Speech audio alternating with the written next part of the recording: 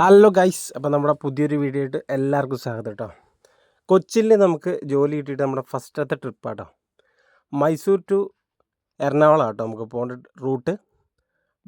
ബസ്സിൻ്റെ ഉൾഭാഗം കേട്ടോ, ഇത് അടിപൊളി കേട്ടോ, നല്ല അടിപൊളിയാണ്. സ്ലീപ്പറാണ്, അതുപോലെ സീറ്റും ഉണ്ട് കേട്ടോ.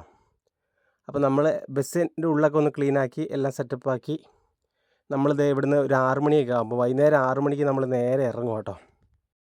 മൈസൂർ സ്റ്റാർട്ടിങ് മൈസൂർ ആയതുകൊണ്ട് ഒരുപാട് ആൾക്കാർ മൈസൂർ ടൗണിൽ നിന്ന് കയറാനുണ്ട്. അപ്പം നേരെ പമ്പിൽ നിന്ന് നേരെ വണ്ടി എടുത്ത് നമ്മൾ അവിടെ നിന്ന് ഇറങ്ങിയിട്ടാണ്. അപ്പോൾ ലഗേജും കാര്യങ്ങളൊക്കെ നേരെ കയറ്റി നേരെ നമ്മളിതേ പോവുക കേട്ടോ. മൈസൂരിനോട് ടാറ്റയും പറഞ്ഞ് നേരെ പോകുന്നു. ഇത് കർണാടകയിൽ മാത്രം കാണുന്ന ഒരു പരിപാടി കേട്ടോ. സിഗ്നൽ നോക്കാണ്ട് നേരെ വിട്ട് കളയും കേട്ടോ ഇവർ. ഗൈസ്, അത് നമ്മൾ ഗുണ്ടൽപേട്ട് എത്തിയപ്പോൾ ഫുഡ് കഴിക്കാൻ നിർത്തി കേട്ടോ. എല്ലാ ബസ്സുകാരും നിർത്തുന്ന സ്ഥലം കേട്ടോ. ഒരുപാട് ബസ്സുകളുണ്ടായിരുന്നു.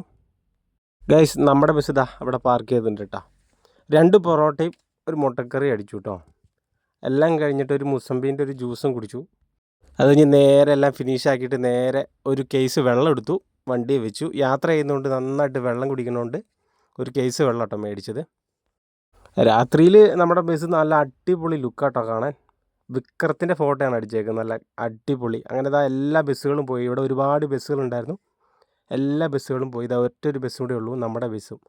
അങ്ങനെ ഫുഡൊക്കെ കഴിച്ച് നേരെ ഇറങ്ങി കേട്ടോ. അത് നമ്മൾ നേരെ ചെക്ക് പോസ്റ്റ് എത്തിയിട്ടുണ്ട് കേട്ടോ, ഗുണ്ടൽപേട്ട്.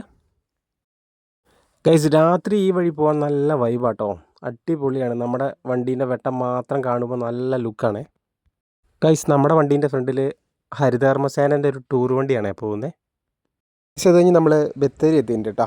ബത്തേരി നമ്മുടെ വേറൊരു വണ്ടി ബാക്കി കിടക്കുന്നുണ്ട്, അതും എറണാകുളം ബസ്സാട്ടോ.